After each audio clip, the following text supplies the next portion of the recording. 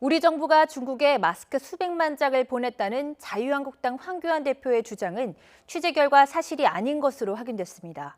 민주당 이해찬 대표의 말실수에 이어 정치권이 앞다퉈 잘못된 정보를 퍼뜨리는 것에 대한 비판 여론이 커지고 있습니다. 김대근 기자입니다.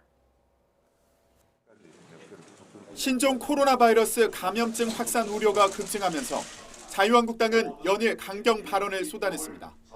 이 와중에 황교안 대표는 우리 정부가 이미 중국에 마스크를 대량으로 보냈다고 밝혔습니다. 마스크 대란 공포가 온 국민을 엄습하고 있습니다. 중국에 갖다 준 300만 개 마스크에 이어서 중국인 관광객 마스크 싹쓸이 그리고 해외 반출에 우리 국민은 분개하고 있습니다. 그런데 이 발언은 사실이 아닙니다. 지난달 30일 외교부가 배포한 보도자료입니다. 민관이 협력해 마스크 200만 장, 의료용 마스크 100만 장을 중국에 보낸다고 돼 있습니다. 하지만 물품 지원은 중국 유학 총교우회와 중국 우한대 총동문회가 하고 정부는 긴급 공수를 지원한다고 명확히 적혀 있습니다. 정부 돈이 들어간 게 아닙니다. 한국당이 가짜뉴스 퍼뜨리지 말라고 했는데 가짜뉴스를 퍼뜨리는 거 아니냐 이런 지적이 나오는데 그거에 대해서 네, 그 내용을 좀 더 확인해서 말씀 다시 드리겠습니다. 누가 확인됐던가요?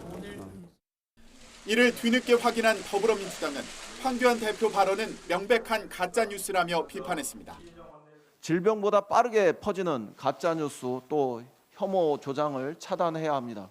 황교안 대표께서 정부가 중국에 마스크 300만 개를 가져다 준 것에 대해서 국민이 붕괴한다고 말씀하신 것은 좀 유감스럽습니다.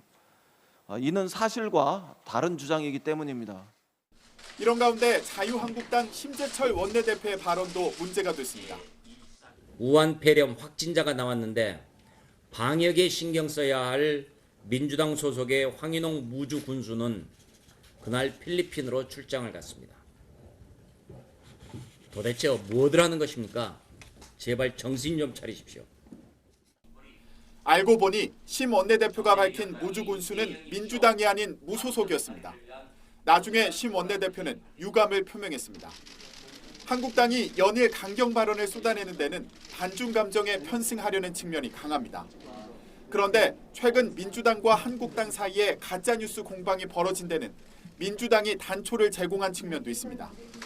이해찬 대표는 첫 2차 감염자가 보건소 종사자라며 확인되지도 않은 발언을 공개적으로 했고 이미 일부 국가가 중국인 관광객 입국 금지를 한 상황에서 이재정 대변인은 정식 논평을 통해 세계 어느 나라도 입국 금지를 하지 않았다고 단정했습니다.